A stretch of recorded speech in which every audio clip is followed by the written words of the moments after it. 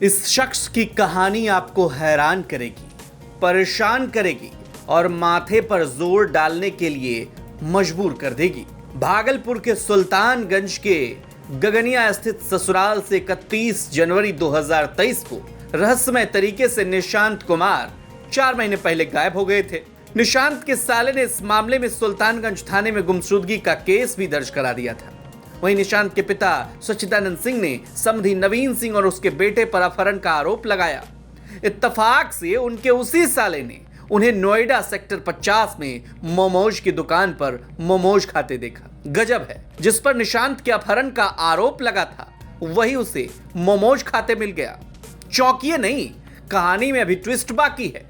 यह घटना किसी फिल्मी कहानी से कम नहीं थी। नोएडा सेक्टर 50 में एक मोमोज दुकानदार बड़ी दाढ़ी, मूंछ और मैले कपड़े में बीमार दिखने वाले एक व्यक्ति को वहां डांट डपट कर हटाने की कोशिश कर रहा था। तभी एक शख्स की संवेदना जागी और उसने कहा कि गरीब है, इसे मोमोज खिला दो, पैसे मैं दे दूंगा। इस दरमियान उनसे जब नाम पूछा तो सारी बातें सामने आ गई।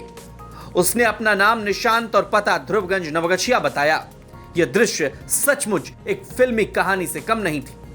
जिस व्यक्ति के चलते दो परिवार में दरार आ गई, वो व्यक्ति इस हाल में मिला, ये सोचकर भी दोनों तरफ के परिवार वाले आश्चर्यचकित हैं। वहीं शख्स ने दिल्ली में पुलिस के 100 नंबर पर डायल कर अपने जीजा को थाने लाया। वहीं दिल्ली पुलिस ने अपनी तत्परता दिखाते हुए कई महीनों से गायब निशांत को सुल्तानगंज थाने लाकर सुपुर्द कर दिया। वहीं निशांत के साले रविशंकर सिंह ने भागलपुर कोर्ट परिसर में बताया कि मेरे जीजा निशांत सिंह के घर के पक्ष वाले हम लोगों पर आरोप लगाकर प्रताड़ित कर रहे थे, जिसके सदमे में मेरे पिता की मौत भी हो गई। साथ ही उन्होंने बताया कि हम लोगों से अक्सर पैसे की मांग की जाती थी। हमें उम्मीद है न्यायालय पर कि हमें जरूर इस मामले में इंसाफ मिलेगा और दोषियों पर कार्रवाई होगी। किए थे हम अपनी बहन का जो शादी किए उसमें बहनोई जो है बीच में गायब हो गए थे। शादी समारोह में हमारे यहाँ आए थे, उसमें गायब हो गए। उसके कारण जो है इनके पिताजी के द्वारा हमारे ऊपर, हमारे पूरे परिवार के ऊपर गलत तरीके से आरोप लगाए कि ये आप लोग के द्वारा जो है अपहरण किया गया है और उसमें फिरौती मांगा गया कि भाई गलत तरीके से आरोप लगाए, जिससे हमारा पूरा परिवार मानसिक रूप से अस्वस्थ रहा। उसके एवज में हमारे बड़े पापा जो हैं गुजर गए इसी मानसिक पीड़ा के कारण। और ये गलत तरीके से अफवाह मीडिया में खास करके जिस तरीके से बयानबाजी किए, उसका भुक्तभोगी हमारा पूरा परिवार रहा, जिसके कारण मेरी बहन का रिश्ता, छोटी बहन का रिश्ता और उनका ये पेशा है। आज आपके बहनोई कहाँ मिले?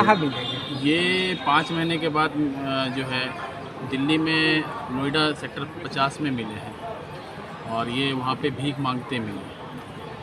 और उसके बाद हमने वहाँ के लोकल थाना को सूचना दिया 100 नंबर के बिहाफ पे, और फिर वो हमारे यहाँ के सुल्तानगंज थाना से कंसल्ट करके फिर वहाँ से यहाँ आए। फिलहाल शख्स की मानसिक स्थिति ठीक नहीं लग रही है, लेकिन बड़ा सवाल ये है कि ये शख्स इस हालत में कैसे और कब गायब हो गया और आखिर अपहरण मामले की सच्चाई क्या है। भागलपुर से निवास मोदी की रिपोर्ट, बिहार तक।